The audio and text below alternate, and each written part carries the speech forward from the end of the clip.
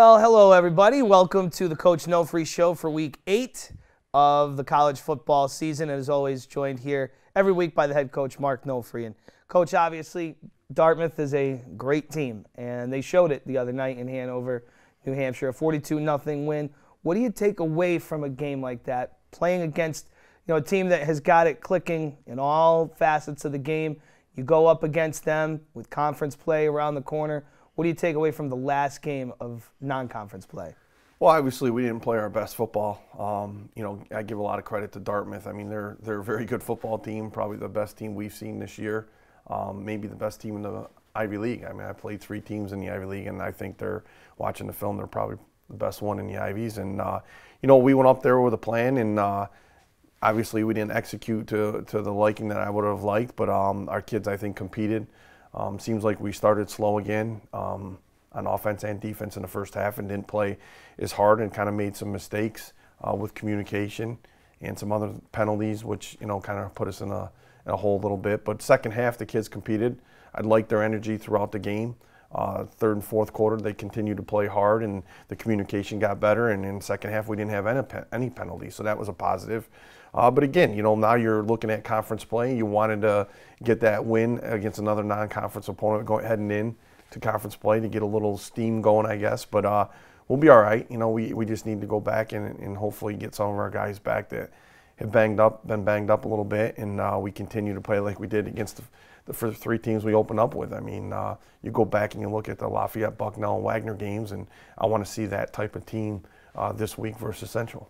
You mentioned that it was maybe a little bit more better communication, better effort, second half. Same thing the week before. So what do the guys take away from the fact that when they turn it on in the third and fourth quarters, what they could do if they kind of bring that effort in the first quarter? We talked about that. We talk about it as coaches, and we address it with the team all the time and before the game that you have to play 60 minutes of good football. You have to show up and play for 60 minutes. And if you don't, you're going to dig yourself in a hole. You're just not going to show up and go through the motions and walk out of there with a win or turn that switch, in the third quarter when you want to. It takes 60 minutes of 4 quarters of playing hard, executing, communicating, and doing what the coaches are asking you to do at a high level. And that's why football is a tough game, and not everybody can play football. It's not for everyone. And it takes a special type of student athlete to play. It takes a special type of student athlete to execute like that for 4 quarters, for 11 games and 4 weeks of camp. I mean, it's a hard game to play, and it's hard to win a football game, but they know what it takes, and they can't tell me that they're not able to do it because I saw them do it for the first 3 games of the year. And probably the Wagner game is one of the better games we played in the last 2 or 3 years in terms of firing on all cylinders, offense, defense, special teams, energy, emotion, the whole time. And the proof is right there, and they understand that, and they just need to go out now and start from scratch.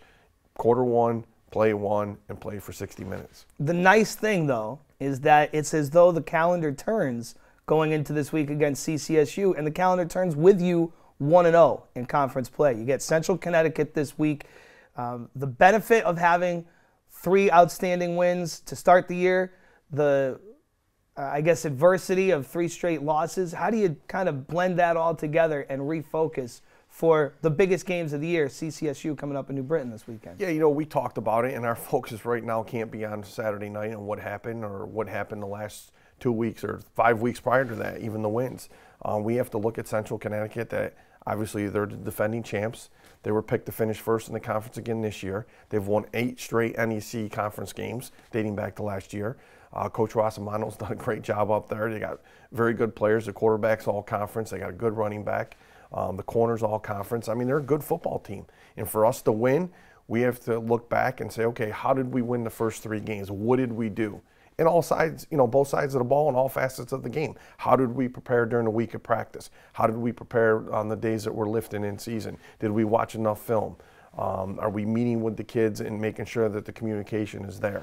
So those are the things that they need to look back on for the last 6 weeks of the season and say, okay, let's reset, refocus. The games from here on out are going to determine if you can have a winning record, if you're going to be NEC champs, if you're going to make the playoffs. These next 5 weeks are going to be big, and only the strong survive. And it's the guys that are healthy, that are locked in, and that can sustain that type of energy that we talked about, communication, intensity, take it week by week, game by game, quarter by quarter, play by play. And we'll find out this week. Even with that mentality, the play-by-play, the week by week, do you ever revisit a conference game from the year before? And I wonder, because there's a lot of guys on Central's side that are going to play in this game, a lot of guys on your side that are going to play in this game.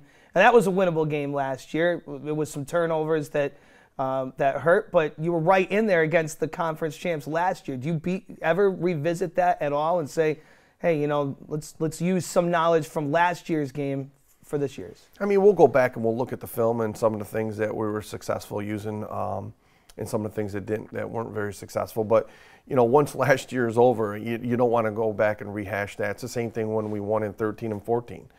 We talked about it. Yeah, you won the NEC conference, you went to the playoffs. Great, new year. Let's not focus on what happened in the past. Let's look to the present and the future. And right now, looking back on it, yeah, we played them tough last year, and the year before at their place, they kicked a field goal with 1 second on the clock to beat us. So there's been some good battles back and forth. And I think our team understands that they're a good football team, and we've had some good battles with them. And it's going to take another battle on our part to step up to the challenge and try and beat them after they won 8 NEC games, picked #1 in the conference, defending champs. Right there is enough to get you excited to play a team like Central Connecticut. So I don't like to look back at last year's game or last year's team and talk about the game, but we look back to see some of the things that we were successful in terms of the X's and O's. Very quickly, your thoughts on Grant Lowry? He was at quarterback against Dartmouth, did some good things. I know there were no points on the board, but got his feet wet. He did, and I give Grant a lot of credit. He came to us this year. He didn't get to campus until about mid-July. He's only been in the system since, we started camp August 2nd. He did some nice things, but again, it takes somebody a little bit more time to get used to the team, his mentality, the way he calls a huddle, and just knowing the offense in and out. But he did show us that he's capable of playing quarterback here at Sacred Heart, and he did a nice job. And I think Grant will only get better with his time here with the team and learning the offense and working with Coach Gardner and expanding on what he's already done. All right, we look forward to Saturday. A couple of keys from you, Coach, for Saturday's game against CCSU, 1 o'clock on Saturday afternoon in New Britain. For us to win, we have to stop their quarterback, obviously, be on the plus side of the turnover battle this year, and obviously on defense, we got to be able to stop the run. Thanks very much. Good luck on Saturday. Thank you. Mark Nofri, the head coach of the Sacred Heart Pioneers, is always joining us this week. It's a Battle of Connecticut inside of NEC play, the second game of conference play for the Pioneers as Sacred Heart takes on Central Connecticut Saturday afternoon on the road at 1 o'clock.